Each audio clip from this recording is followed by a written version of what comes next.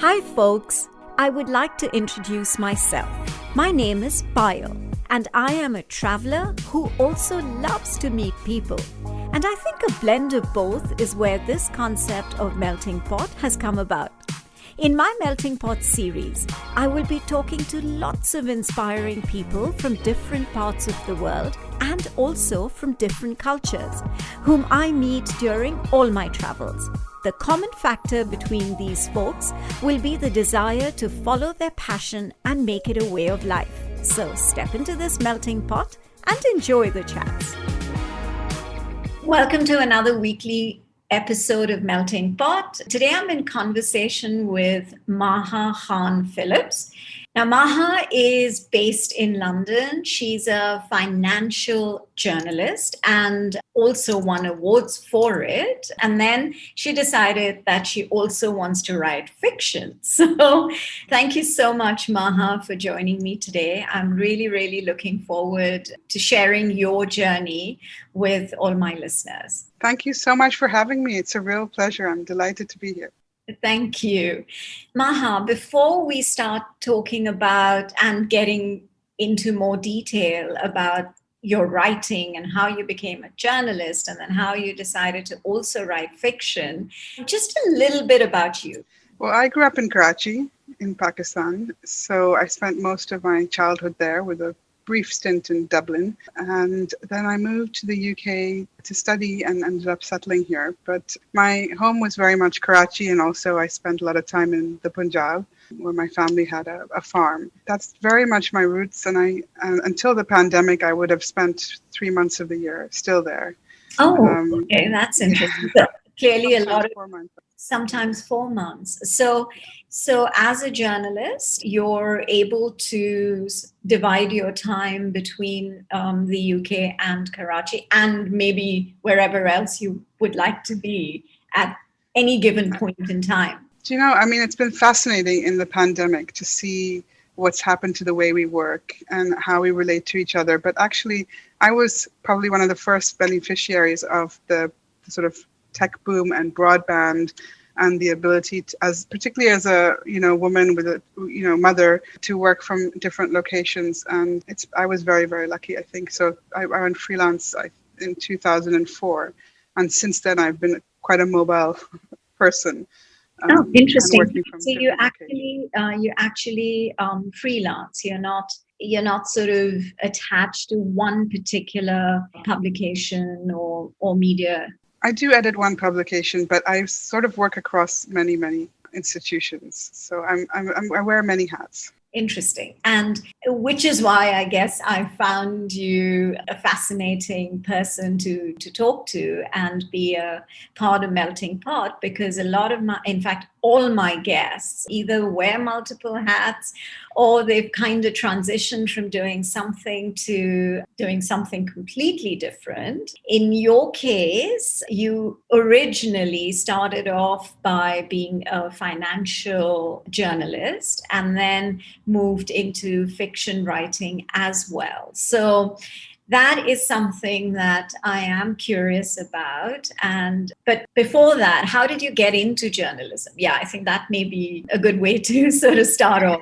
It's funny. I think life is funny, and fate is funny, and how things happen is funny, because I studied politics and I had imagined that I would have a career in politics.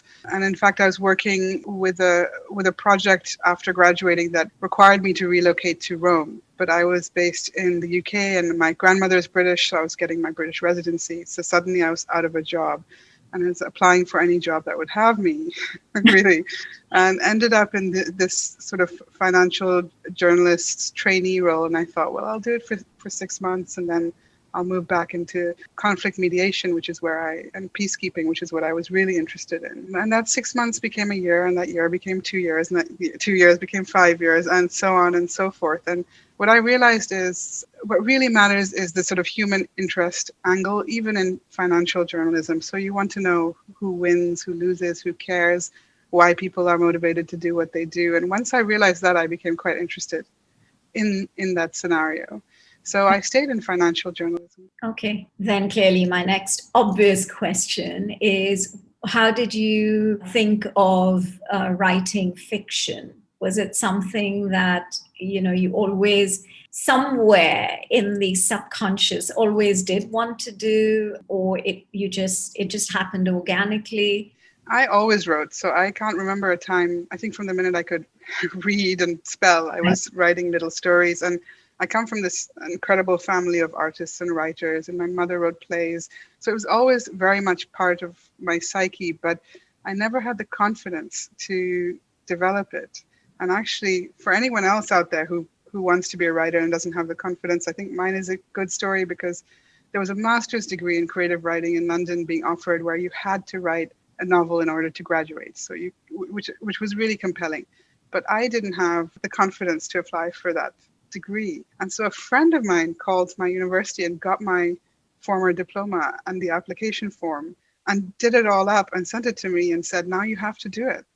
And so I sent some writing samples, and the next thing I knew, I was on that course. And actually, my first novel was as a result of that course. So, which one is your first? You've written three. You've written yeah, three as of now, right? Yeah. So, which was your first one? It was called Beautiful from This Angle, and was a satire about the media and how it portrays themes in Pakistan and Islam. Okay, so it was very specific to, I read a little bit about it. So it's very, very specific to, even though it's a satire, to the way, and also the way women are portrayed, right? There is an angle. There is an angle from what I can remember. Yes. So it's about three women that decide to film a fake documentary about an honor killing. And they think they're going to sort of become, or at least one of them thinks she's going to become very successful. But actually they do. And it goes all the way to sort of the West and film awards. But then there's the dark side and the legacy of what that leaves. So it plays with the sort of tropes of the oppressed woman and, how we measure oppression and look at oppression, and the kind of, I think it was generated by, I walked into a newsagents here in London one day, and there was 5 newspapers, and every single one had a negative headline about Islam. So there was, a Muslim taxi driver refuses to let guide dog get into the car, and there was a woman in a hijab who didn't want to take her hijab off, or full burqa when she was teaching, all that. So that was part of it. And part of it was that I have a multicultural family. So my husband is half English, half French, and we were spending a lot of time in France with his family, and they were asking all these questions because it's not well discussed there. Yeah. The role of women in Islam is very, very confusing for them, or was particularly confusing at the time. And there was, they were banning minarets and all that kind of stuff was happening. So for me, it felt like a story that I really had to tell. Okay. And then which one came after? Was it Curse of Mohenjodaro, or was it, which is the other one? Aagnee Ruby. Aagnee Ruby. So it was a children's story. Yeah, the mystery of the Aagnee Ruby. Oh, okay. Yeah, so that's a children's book. And I was in Karachi, and I had hurt my back. So I was kind of flat out.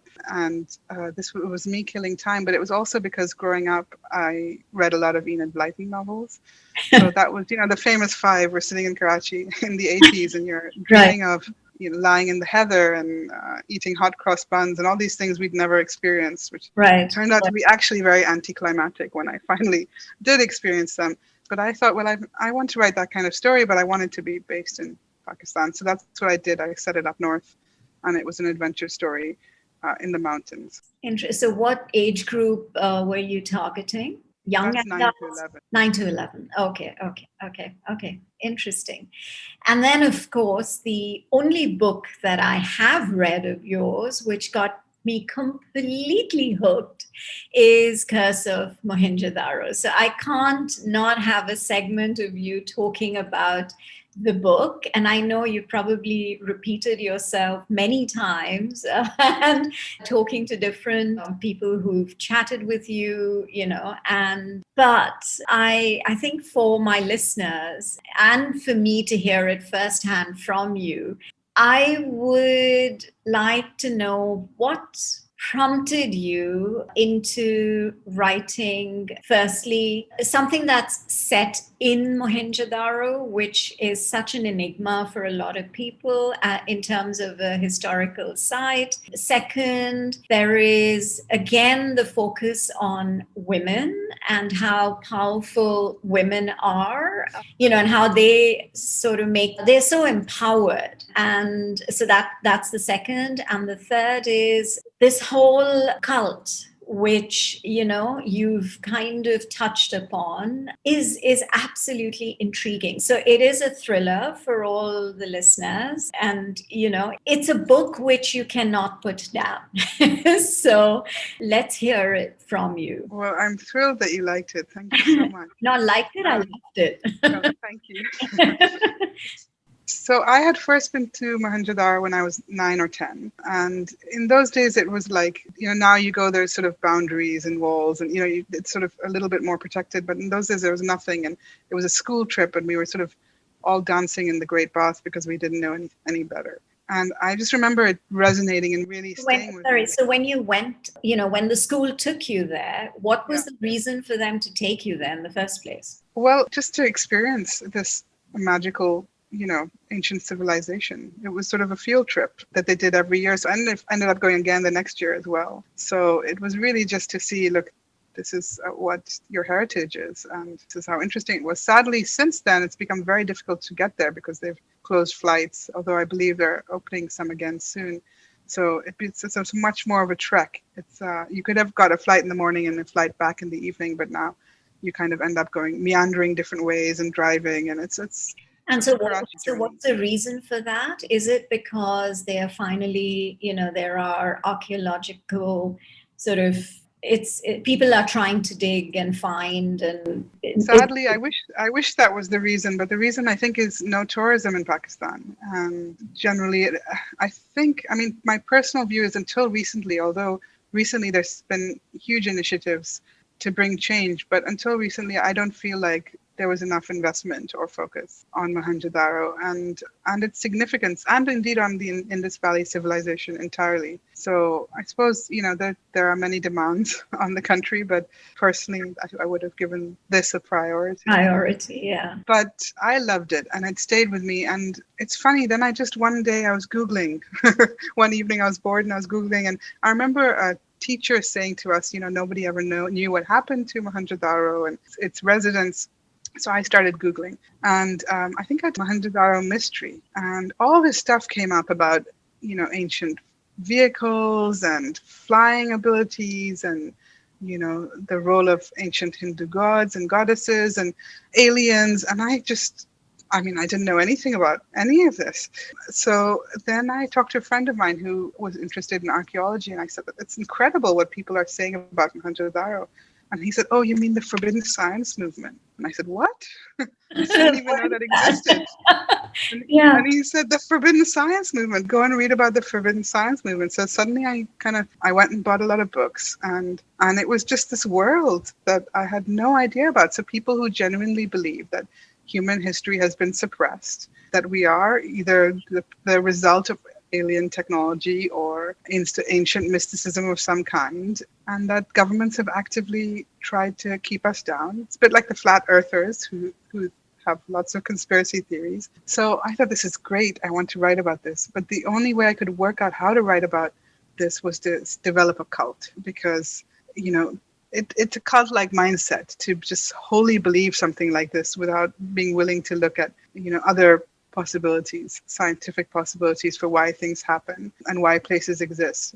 So I started fashioning this cult, and then I started reading about cults, and that was really fascinating too, because I read about the fact that a lot of intelligent people join cults, because people who are less educated are wary of things that they don't understand, whereas people who are well educated or very intelligent think they can't be hoodwinked. So, and end up in these situations. So it was a really interesting journey and a really interesting experience of writing about the book. Okay, so then so basically after all, how long did it take you to do all this research?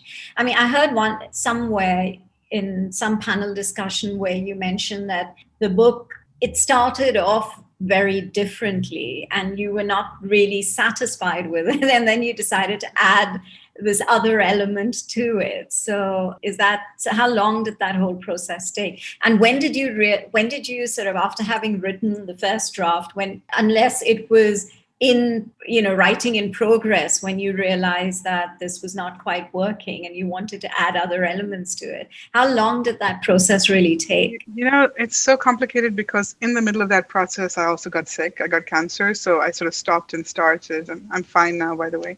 Yes. So I was stopping and starting, and I just knew that, it as a mainstream thriller, all the stuff that I loved about Mohenjodaro was not in this book. And I thought that was really sad, but my fear was stopping me because I didn't know enough. There's actually not that much information about the Indus Valley civilization and Mohenjo-daro in terms of, I spoke to the leading archaeologist who's worked there since the 70s. And I said, well, what kind of food did they eat? And he was sort of saying, oh, this and that, but we don't know that much.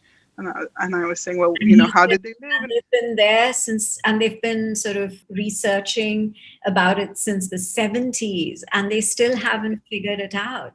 And only 10% of the site is excavated because of funding, because of the water table is so high, the issues of damages and how they kind of work on that. And I know that's something that's being discussed a lot at the moment. So there was such limited information, and that had caused me such fear because I thought, I don't know this. And then it was actually my friend, the writer Kamla Shamsi, and she said to me, what's your problem? This should be liberating. You don't know anything, do whatever you like. Yeah. And actually that was liberating, because then I thought, oh my God, I can make up this world, and who's going to tell me that I can't? And there obviously has to be a disclaimer, right? That it's all kind of fictionalized and it's your imagination, and it's not, because it's very easy for people to, in today's world, to just question things that are written and then hold the person who's written it responsible, and then it escalates and it kind of goes into all sorts of turmoil. So I think it's so true. Yeah, you have to be, and that's why I said it 1,000 years before the civilization actually existed. And I hoped that was part of that process. You're listening to a fusion of stories recounted for the first time ever by some fascinating people from across the globe with me, Payal, on this very unique and special podcast series, Melting Pot. What kind of, because I know writing is, having talked to a few other authors, writing is quite a time-consuming process, and also you need to, which is why you have a lot of these authors who just disappear into the hills or wherever, and they just focus on writing. But what is the process for you? Is it something that you do other than your financial journalism writing? The books that you've written, or I don't know, I'll soon find out if you're working on another book, but what is the process for you?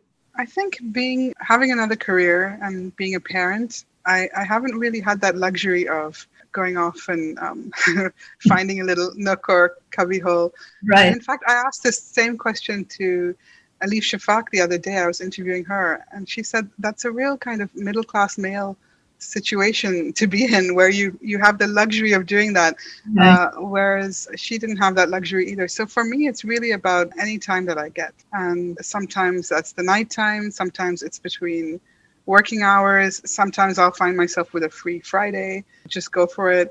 Oftentimes my family will be rolling their eyes because I'll be saying don't disturb me on the weekend, and so it's just finding those opportunities. Okay. And so are you working on another book, or?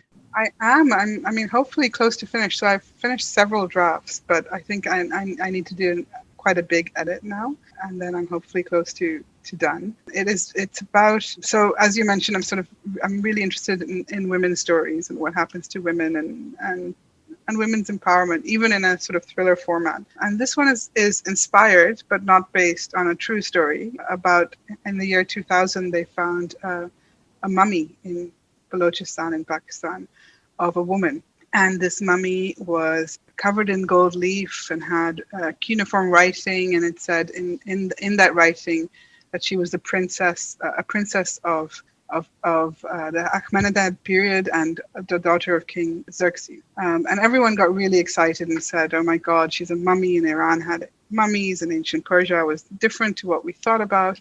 And then this archaeologist in Karachi, this female archaeologist, said, "I think she's a fake." And that started a whole process of discovery. And in fact, not only was she a fake, but there's a strong suspicion that she was a murder victim and that she was not the only one. And the mummy was trying to be sold. Someone was trying to sell it for $11 million.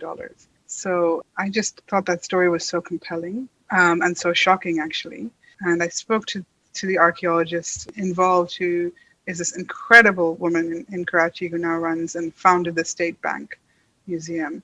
And she's quite a character, and she kind of single-handedly went on this journey with this mummy, and I sort of took her journey, and it inspired me to write a different story, but based around the idea of a mummy being a murder victim and a forgery. So clearly, I think you are now the genre that you really like to write about are thrillers. That's one. Yes. And that's established. Two, that they're always based, somehow connected with Pakistan. And three is, that women play a very, very important role in every book that you write. So I think these are three categories that I've picked up from, talking to you. And then you just try and kind of put them all together, and that's how your writing happens. So that's quite fascinating. I also somewhere was listening to this whole, when you write, how important are emotions into your writing?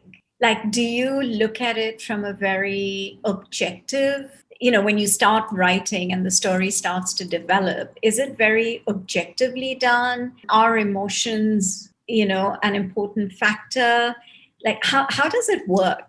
I wish I knew the sort of plumbing of it, how the sausage gets made, but I it's more intuitive for me, although as a thriller writer, you're much more plot based, so you sort of plot things out a lot more. So there is that side of it. But for me, I sometimes just write and I see where it takes me.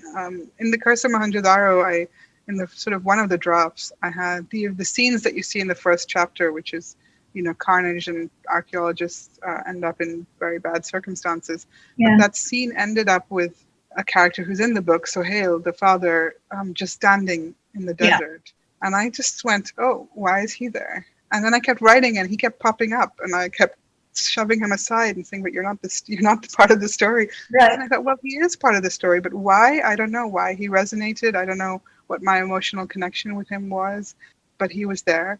In this current book, there's some tragedy that happens to some of the characters, and I felt the heaviness of it. It sort of stayed with me. So it's a very difficult question to answer. I think while you're writing, you have a connection to all your characters. So it's like film when you're as the actor, there's a lot of debate on not debate, but there's a lot of actors who look at it differently, and their method is very different in terms of how much they get involved with the character, and then how the intensity of it or the lack of intensity, and then what happens after that's finished and then they've moved on to the next character. Do they just kind of keep it like it never happened, or how? Because transition, every character is important. So I guess you as a writer, it's like an actor, and the involvement with and for you as a writer, it's probably harder because you're writing about and you're developing every character, right? So I guess it's, I can. I don't know how it works for other writers, but I can tell you I was cleaning my teeth this morning and I was thinking, oh, Gul, who is my current character, would definitely answer the phone if this person called. And, it's just something I was thinking about that just popped in my head, whereas, So I think there's probably a big brain and a small brain somewhere. Then the subconscious, like these things just tick along and you go with them. I guess, yeah, it makes sense. What would you have at the start of the chat, you have given a few tips, but for young aspiring writers, who are, also possibly my listeners, what would you suggest to them when it comes to wanting to write a book? I know it's a whole sort of, it's this mega thing, but in a nutshell, from your experience, what kind of advice or tips would you give them? I think I would probably say three things. And the first is, what really resonated with me was somebody saying to me, writing is 10% talent and 90% determination. And I thought, okay, well, I can do that. I'm determined. So that was this sort of mindset shift for me, because until then I was so scared of not, having the talent that I needed to take it forward. But it is really true, because it's a marathon. It's a process of reiteration. Writing is a process of reiteration. You're not done when you finish your first draft. You're constantly working, improving your writing and your work. And that's true for anybody, either starting out or, very, very further along the chain in their careers. So I would say just focus on just getting the words on the page, focus on writing and then rewriting again. But also, it's been so interesting for me because people ask this and then I'll say, well, what do you read? And sometimes someone will say, I'm not a big reader. So that sort of astounds me, because I don't think you can write unless you read. And I think if you're going to write thrillers, then read thrillers before you start. Well, don't just read thrillers, read everything, but if you're going to write romance, then read romance. Like, just, it should be sort of as natural as breathing, really. And then just don't give up. It's so easy to get discouraged, but it's like anything else. It's a tool. You have to kind of learn how to use it as a tool, and the techniques and the process. And the more you do it, the more you learn. So I'm one of those people that thinks anyone can be a writer as long as they sort of work at it. And I think it's true for anything, right? If you're, like you mentioned, determination is 90% of it. I completely agree with you, because I think nothing's impossible. You just need to have that grit, and you need to be absolutely, like you mentioned, determined, and everything is achievable. So because I believe in it personally, and I have personal experience of it as well. So I completely understand that point of view, and I'm happy that you kind of confirmed it. So specifically for writing, but I think it holds true for anything that you want to do. And you should never hesitate. And just, if you don't experience it, if you don't try it, you'll never know. And then 5 years later, you may regret it, and it may be too late by then. So yeah, completely. I agree with you there. So listeners, get writing.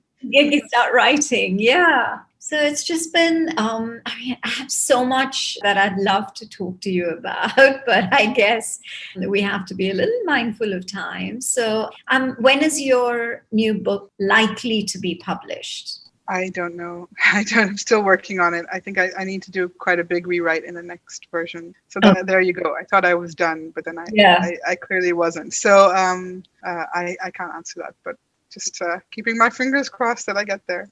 I'm sure you will. Again, it's the grit and the determination.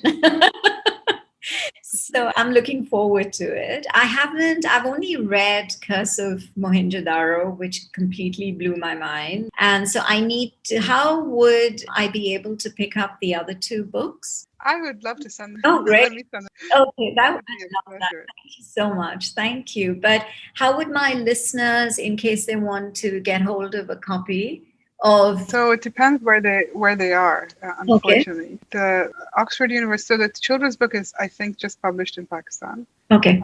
Oxford University Press. Beautiful from this angle, has a French publisher, so it's in French, and it's published via Penguin India. So, and there's a Kindle edition. Version of it. Okay. Great. Yeah. And Curse of Mohenjodaro? Is published in India as well. Okay. Interesting. Yeah, great. So I don't know where you picked it up from. I can't remember. I honestly, I can't remember whether I picked it up in Singapore or one of my trips to India. I can't remember. But, firstly, just the title got me interested. And then, of course, I quickly read up a little bit about it. And I love to read. So I think it gets to a point where a decision has to be made. Whether my husband's been trying to move me to reading on Kindle, but I just am not able to do it. I need, the touch and feel of the book is so important, the smell of the paper and all of that. So I have a massive collection of books. I don't know how to look after them because, I do take care of them, but in Singapore, because of the weather, the paper turns to, whether it's hard cover or paperback, paper tends to get yellow. And so I have to try, and I'm always trying to figure out ways in which I can look after those books. So I have that's amazing collection, and I think it's such a wonderful thing to do, to be able to read, and because you learn so much. And also I respect people, authors like yourself, who are able to actually put your thoughts on paper and whatever, and and produce such amazing books. So I truly respect that. So thank you so much. Maha. I really enjoyed this conversation, and I'm actually looking forward. I'm going to take you up on the 2 books. For sure. Afterwards, I'll connect with you afterwards and get your address. Great. Thank you so much. Thanks, Maha. Thank you. For more weekly conversations, do listen to Melting Pot on Spotify, Apple and Google Podcasts. Follow us on YouTube and on Instagram at Podcast Melting Pot. So until the next episode, this is Payal signing off.